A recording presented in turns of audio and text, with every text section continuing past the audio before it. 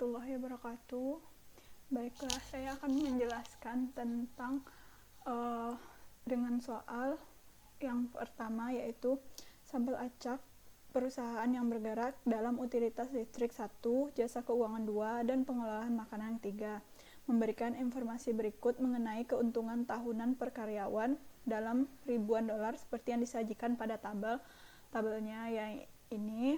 Pertanyaannya, haruskah kita menolak atau tidak menolak klaim bahwa tidak ada perbedaan yang nyata dalam populasi untuk keuntungan tahunan per karyawan di masing-masing dari ketiga jenis perusahaan? Gunakan tingkat signifikansi 5% dengan asumsi bahwa keuntungan tahunan per karyawan akan berdistribusi normal dengan variansi yang homogen.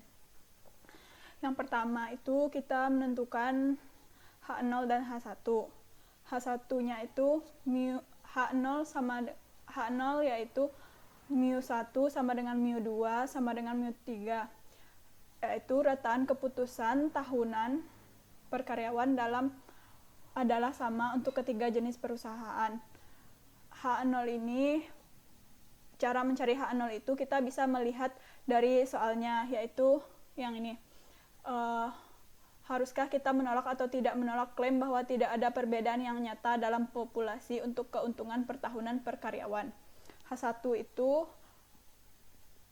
kebalikan dari H0, yaitu mu1 tidak sama dengan mu2, tidak sama dengan mu3, yaitu rataan keputusan tahunan per karyawan adalah tidak sama untuk ketiga jenis perusahaan.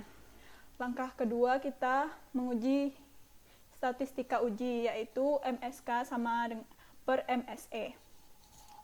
Langkah ketiga yaitu analisis varians.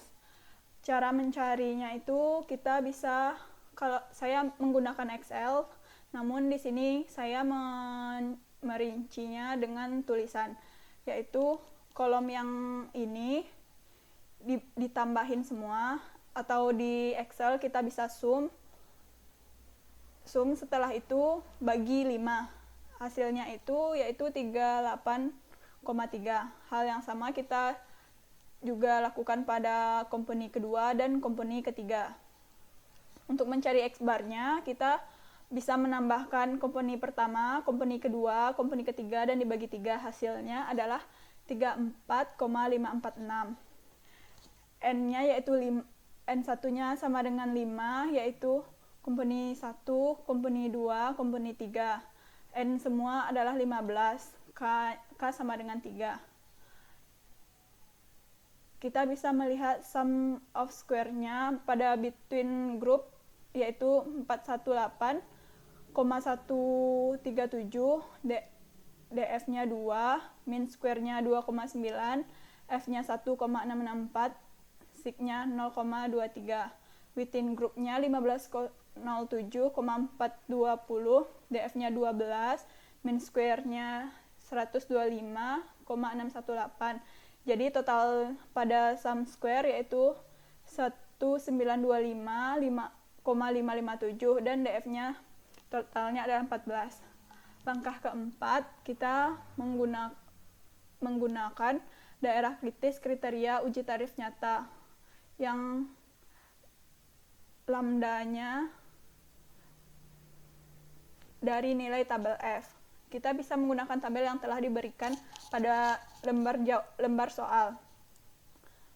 V1 sama dengan K kurang 1. Nah, kenapa dia 3? Karena company-nya ada 3. Jadi 3 kurang 1 sama dengan 2, lambdanya 0,2. Untuk mencari V2 adalah rumusnya K N kurang 1.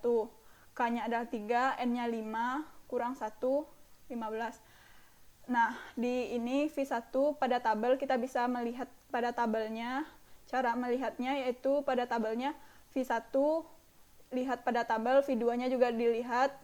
Nah, di situ kita bisa mendapatkan F tabelnya 3,86. Kesimpulannya, terima H0 dikarenakan F hitung 1,6604 lebih kecil dari 389. Tidak terdapat perbedaan yang nyata dalam populasi untuk keuntungan tahunan per karyawan ketiga jenis perusahaan tersebut.